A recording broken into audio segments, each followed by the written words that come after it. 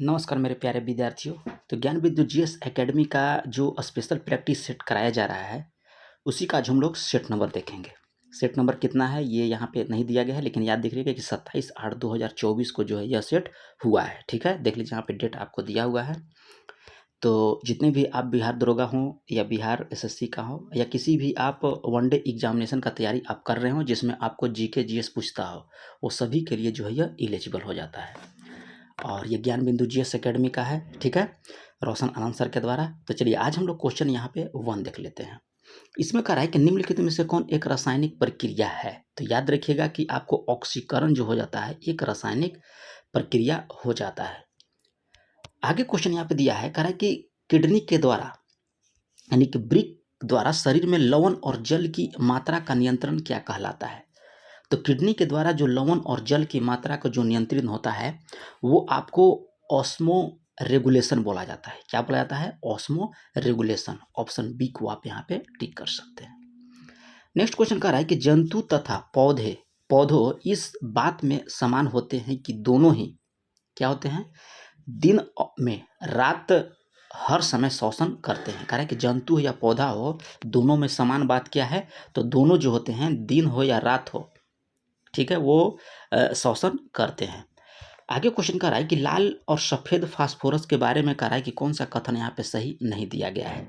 तो दोनों carbon die sulphide में विलय होते हैं, ये आपका यहाँ पे गलत दिया गया है। दोनों जो है सफ़ेद और लाल फास्फोरस जो कह रहा है कि इस कथन कार्बन डाइऑक्साइड में विलय होंगे, ये आपका यहाँ पे कथन जो है गलत दिया गया है।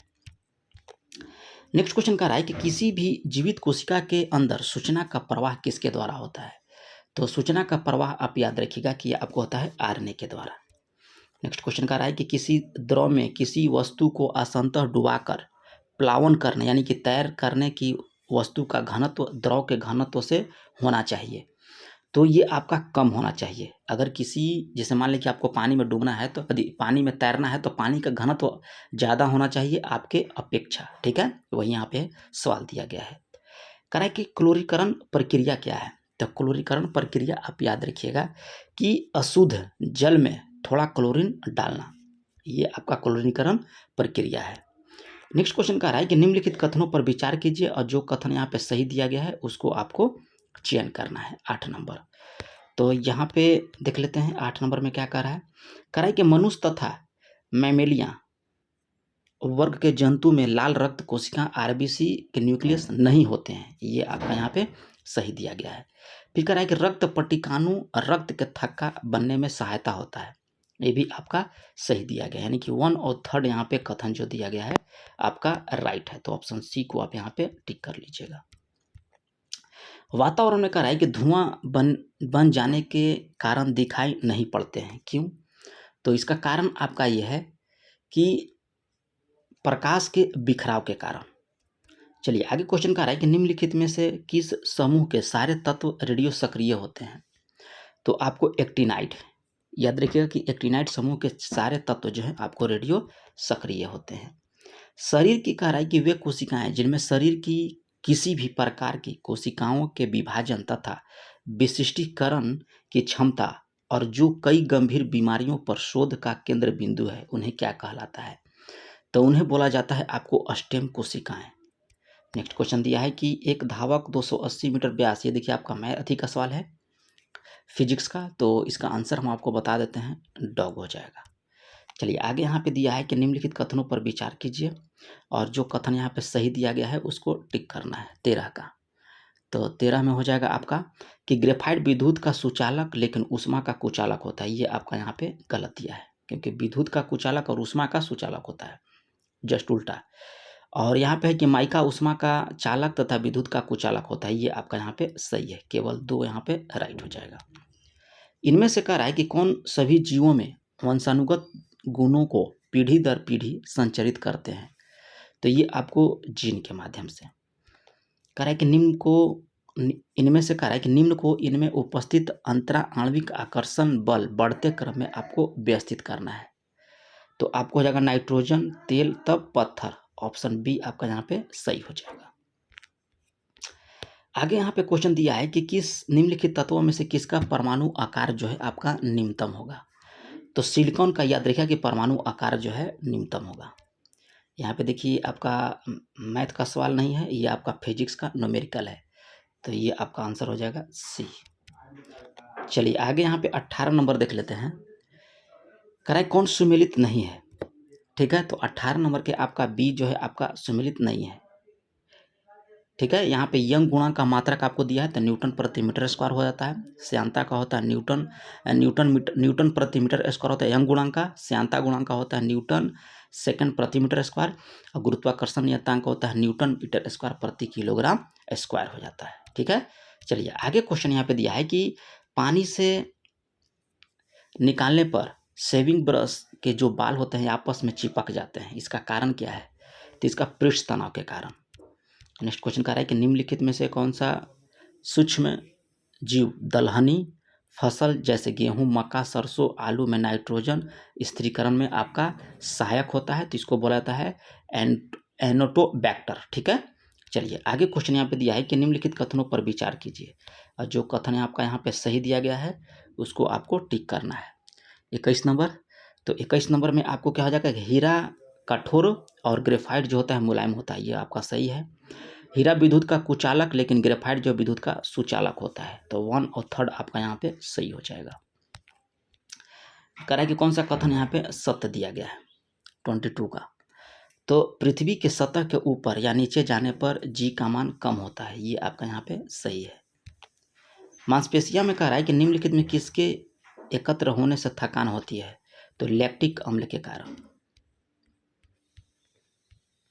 आगे कह रहा है कि संरक्षण किसी धातु का ऑक्सीकरणीय क्षय है, जैसे का कि चांदी का काला होना, लोहे में जंग लगना, कॉपर और पीतल पर हरे रंग का लेप होना।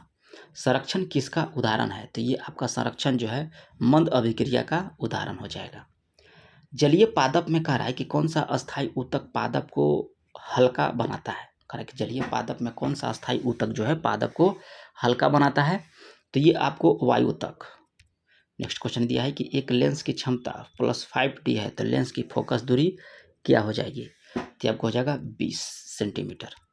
100 से 5 में भाग दीजिएगा तो आंसर आपका आ जाता है। निम्नलिखित कथनों पर कह रहा है कि विचार कीजिए, और जो कथन आपका यहाँ पे सत्य दिया गया है उसको टिक करना है। तो इसमें कह रहा है कि यांत्रिक तरंगे 2 प्रकार की होती है, अनुप्रस्थ तरंगे और अनुदैर्ध्य तरंगे। केवल कथन जो है 3rd ही आपका सही है। निम्न में से कह रहा है कि किस रक्त कोशिका की तुलना सैनिकों से की जाती है? तो आपको WBC की याद रखिएगा कि WBC की तुलना जो है आपको सैनिकों से किया जाता है, क्योंकि यह रोग जो होता है उसको धारण करने की क्षमता को जो है कमी करता है। 29 को यहाँ पे देख लीजिएगा, आपको आंसर क्या हो जाएगा, बी हो जाएगा। 30 नंबर का है कि किसी टूथपेस्ट की प्रकृति कैसा होता है? तो टूथपेस्ट याद रखिएगा कि आपको क्षारीय होता है। अगला क्वेश्चन का रहा है कि निम्नलिखित कथनों पर विचार कीजिए, और आगे देख लेते हैं कि जो सही है उसको आपको टिक करना है 31 में। तो 31 में आपका यहाँ पे आंसर हो जाएगा सी नंबर। केवल द्रव का रहा है कि कांच को मध्य गति से ठंडा करना अनिलीकरण कहलाता है, ठीक है।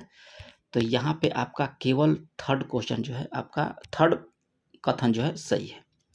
एक इलेक्ट्रॉन का रहा है कि दूसरे इलेक्ट्रॉन के अधिक समीप जाने पर निकाय के विद्युत स्थितिज ऊर्जा में क्या होगा?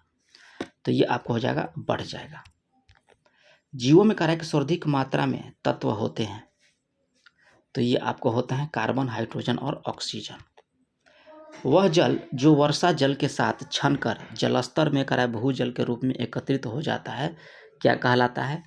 तो आपको गुरुत्व जल बोला जाता है। निम्नलिखित में से कह रहा है कौन पिरिमिडियन नाइट्रोजन क्षार नहीं है? तो ये आपका हो जाएगा एडेनिन नहीं है। आगे कह रहा है कि सुपरनोवा विस्फोटक के बाद तारे का अपशिष्ट भाग अति संघन होकर रेडियो तरंगों का शक्तिशाली स्रोत बन जाता है, इसे क्या नाम दिया गया है? तो इसको दिया गया है पल्सर। आगे क्वेश्चन कह रहा है कि कौन सा कथन यहाँ पे सत्य दिया गया है 37 का, तो पीतरस गाढ़ा हरे पीले रंग का हल्का अम्लीय द्रव होता है, तो ये आपका सही हो जाएगा। पौधे के कह रहा है कि जड़ों के द्वारा सर्वाधिक जल अवशोषण के लिए उपयुक्त तापक्रम जो है क्या होता है? तो 20 से 35 डिग्री सेंटीग्रेड तक ये जो है आपको अच्छा माना जाता है तापक्रम। जल अपघटन में ऊर्जा का है कि किस रूप में उत्पन्न होता है। लिखा है इलेक्ट्रोलाइसिस ऑफ H2O में कह रहा है कि ऊर्जा किस रूप में उत्पन्न होती है, तो आपको ऊष्मा के रूप में। आगे क्वेश्चन कह रहा है कि निम्नलिखित में से कौन सा हार्मोन अनानास में पुष्पन को प्रेरित करता है, तो आपको एथिलीन। आगे क्वेश्चन कह रहा है कि मानव कोशिका में अगुणित क्रोमोसोम की संख्या कितनी होती है, तो ये आपको होता है 23। चलिए आगे कह रहा है कि कैंसर रोग में कोशिका में अनियंत्रित वृद्धि किस कोशिका विभाजन के फलस्वरूप होता है, तो कैंसर रोग में कह रहा है कोशिकाओं में अनियंत्रित वृद्धि किस कोशिका विभाजन के फलस्वरूप आपका होता है, तो समसूत्री विभाजन में। यहाँ पे देखिए फिजिक्स का सवाल है आपका न्यूमेरिकल, तो यहाँ पे बॉल हो जाएगा। आगे कह रहा है कि सागरों की असीम गहराई में अत्यधिक ठंडे स्पिंडता और क्रिस्टलीय वर्षा की अव्यवस्था में मौजूद मीथेन गैस को किस नाम से जाना जाता है, तो आपको हो जाएगा मीथेन हाइड्रेट, फायर आइस और मीथेन क्लेथरेट हो जाएगा, यानी कि इनमें से सभी हो जाएंगे। किसी तत्व का कह रहा है कि रासायनिक गुण तय करता है, तो तय करता है आपको इलेक्ट्रॉनों की संख्या।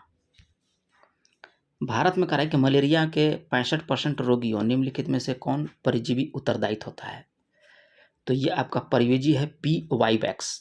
याद रखिए कि भारत में मलेरिया जिसे होता है 65% रोगियों को जो है जो परजीवी के कारण होता है उसका नाम है आपका पी वाइवैक्स।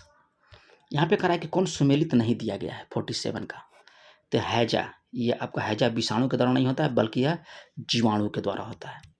नेक्स्ट क्वेश्चन दिया है कि H2O का अस्थायी कठोरता का कारण क्या है, जल की अस्थायी कठोरता, तो आपको मैग्नीशियम MgCl2 मैग्नीशियम क्लोराइड हो जाएगा। बड़े आकार के फूल जिनमें सुगंध नहीं आते हैं उसमें परागण का सबसे सामान्य माध्य क्या है, तो ये आपको हो जाएगा पक्षी। नेक्स्ट क्वेश्चन कह रहा है कि निम्नलिखित कथनों पर विचार कीजिए, ठीक है, कथन पर। तो कह रहा है कि इसमें एस्पिरिन एक प्रकार का दर्द निवारक औषधि है, सही है। आयोडोफोम का उपयोग रोगाणुनाशक रूप में किया जाता है, ये भी सही है। और मिथाइल आइसोसाइनाइड का उपयोग जो है कीटनाशक दवाई के निर्माण में होता है, ये भी आपका सही है, यानी कि उपयुक्त सभी हो जाएंगे। तो ये रहा आप लोग का 50 क्वेश्चन का प्रैक्टिस सेट। कैसा लगा कमेंट में जरूर लिखिएगा, कितना नंबर आया वो भी लिखिएगा।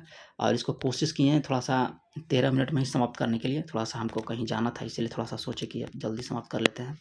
अगर चैनल पर पहली बार होंगे तो सब्सक्राइब कर लीजिएगा, बेल आइकन को दबा लीजिएगा। मिलते हैं नेक्स्ट वीडियो में, तब तक के लिए धन्यवाद।